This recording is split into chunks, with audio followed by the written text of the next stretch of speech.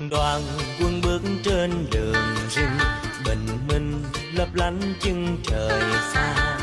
Miền biên giới xanh thẳm, hạt sương long lanh cành lá.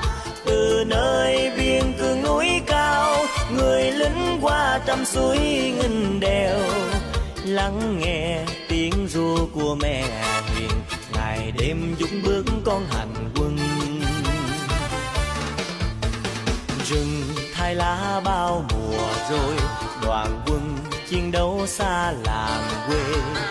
Mẹ ơi hãy yên lòng đi, dù cho gian lao ngày tháng.